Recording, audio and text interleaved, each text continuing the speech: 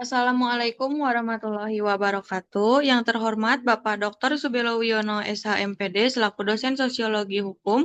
Sebelumnya izin memperkenalkan diri. Perkenalkan, nama saya Rahmawati Fauzia Rijal dengan NPM 2310022 dari kelas C. Baik, di sini saya akan mempresentasikan laporan artikel saya dengan judul Dinamika Transisi Hukum dalam Masyarakat Modern Antara Tradisi dan Inovasi. Yang pertama ada abstrak dan pendahuluan. Abstrak, artikel ini membahas proses transisi hukum di Indonesia, mencerminkan perubahan sistem hukum tradisional menuju inovasi modern. Artikel ini membahas konflik antara hukum adat dan hukum negara, tantangan digitalisasi serta perbedaan keadilan. Solusinya mencakup reformasi kontekstual, penguatan pluralisme hukum, pendidikan hukum adaptif, dan partisipasi masyarakat. Tujuannya adalah menciptakan keadilan inklusif dan berkelanjutan. Pendahuluan, hukum adalah mencerminkan budaya dan nilai sosial yang terus berubah mengikuti dinamika masyarakat di Indonesia.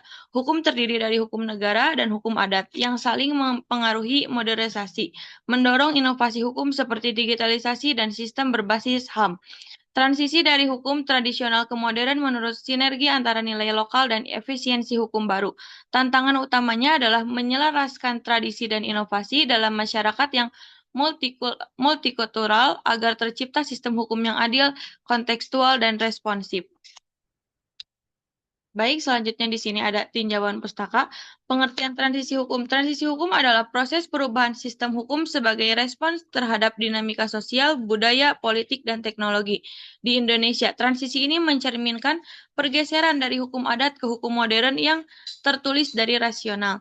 Karakteristik hukum tradisional tidak tertulis, diwariskan secara lisan, bersifat komunal dan fleksibel, mengedepankan musyawarah dipimpin oleh tokoh adat. Karakteristik hukum inovatif yang pertama tertulis dan terstruktur, yang kedua berbasis rasionalitas dan efisiensi, yang ketiga didukung teknologi atau digitalisasi, berorientasi pada HAM dan partisipasi PUBL. Metode penelitian ini pendekatan kualitatif dengan kajian pustaka teoritis, penulis menganalisis fenomena transisi hukum dengan cara menggunakan teori-teori sosiologi hukum serta sumber-sumber literatur yang relevan tanpa melakukan pengumpulan data lapangan seperti wawancara atau survei. Pembahasan yang pertama ada transisi hukum dalam perkembangan sosial. Transisi hukum dalam perkembangan sosial itu ada hukum tumbuh mengikuti dinamika sosial, ekonomi, dan budaya. Yang kedua, modernisasi dan globalisasi mendorong hukum untuk lebih adaptif.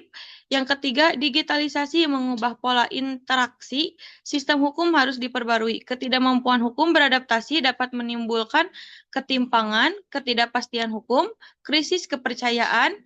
Di Indonesia, adanya ketegangan antara hukum adat dan tuntutan hukum modern global, seperti HAM, efisiensi, supremasi hukum. Yang terakhir ada transisi hukum, bukan hanya perubahan aturan, tapi juga perubahan nilai lembaga dan budaya hukum. Yang kedua ada ketegangan hukum tradisional vs hukum modern. Perbedaan asas dan nilainya dari hukum adat berbasis nilai lokal, komunal, musyawarah, dan kehormatan sosial. Dari hukum modern berbasis kepastian hukum, prosedural formal, dan hak individu. Contohnya itu konflik perkara waris, perkawinan, dan tanah, nilai kolektif vs hukum tertulis. Yang kedua itu masalah legitimasi dan pengakuan.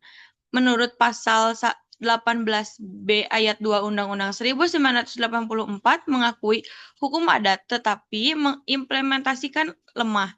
Hukum adat belum dikodifikasi dianggap anak tiri dalam sistem hukum nasional. Yang pertama itu karena akibat harmonisasi hukum adat dan hukum negara terhambat. Yang ketiga itu ada inovasi hukum dalam merespon masyarakat modern. Yang pertama itu digitalisasi sistem peradilan. Terdapat penerapan e-court dan litigation oleh Mahkamah Agung.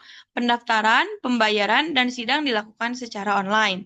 Tujuannya untuk lebih efisiensi, transparansi, dan akses keadilan. Tantangannya belum merata, khususnya di daerah terpencil. Yang keduanya reformasi, regulasi, dan partisipasi publik.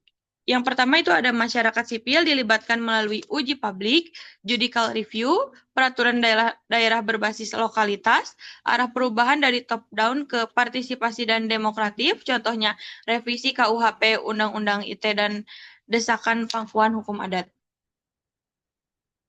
Yang keempat itu ada sinergi antara tradisi dan inovasi, peluang dan strategi. Transisi hukum ideal sama dengan menggabungkan nilai lokal dan tuntutan moderalitas. Yang pertama itu pluralisme hukum, negara memberi ruang hukum adat tetapi hidup dan berkembang, asalkan tidak bertentangan dengan undang-undang dan HAM. Contohnya pengakuan hak ulayat dan pengelolaan SDA oleh masyarakat adat. Yang kedua ada revitasi hukum adat melalui kodifikasi, dokumentasi, pelatihan aparat, daerah aktif yaitu Bali, Yogyakarta, Papua. Tujuannya hukum adat berfungsi nyata bukan simbolis. Yang ketiga ada pendidikan dan literasi hukum. Yang pertama pendidikan hukum harus menyentuh nilai dan budaya lokal, mahasiswa dan aparat perlu paham konteks sosial, peran kampus jadi agen transformasi hukum. Yang kelima di sini ada kritik terhadap proses transisi hukum di Indonesia. Kritik atas transisi hukum di Indonesia yang pertama ada fragmentasi hukum, banyak regulasi tumpang tindih menimbulkan inkonsistensi. Yang kedua, ketimpangan implementasi, digitalisasi hanya efektif di kota, desa tertinggal akses. Yang ketiga ada minim pengakuan hukum adat. Banyak komunitas adat belum diakui secara formal. Yang keempat, kurangnya political will. Reformasi hukum masih simbolik, belum menyentuh akar masalah. Solusinya diperlukan komitmen politik dan kelembagaan untuk mewujudkan sistem hukum yang inklusif, adil, dan berkeadilan sosial.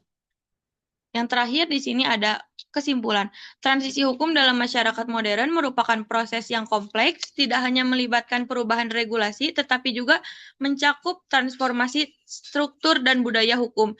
Di tengah arus modernisasi dan globalisasi, sistem hukum di Indonesia dihadapkan pada tantangan untuk menyeimbangkan antara warisan hukum tradisional, seperti hukum adat dan inovasi, hukum modern berbasis rasionalitas, efisiensi, serta teknologi.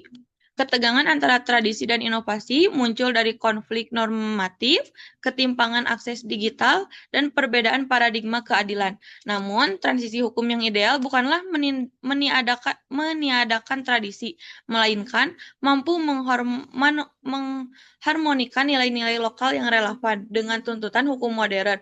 Untuk itu, dibutuhkan kesadaran historis, kepekaan sosial, dan kemampuan adiktif dari seluruh elemen pembantuan hukum guna menciptakan sistem hukum yang inklusif, adil, dan responsif terhadap realitas masyarakat Indonesia. Yang terakhir, di sini ada daftar pustaka. Sekian presentasi dari saya. Mohon maaf bila ada kurang-kurang. Wassalamualaikum warahmatullahi wabarakatuh.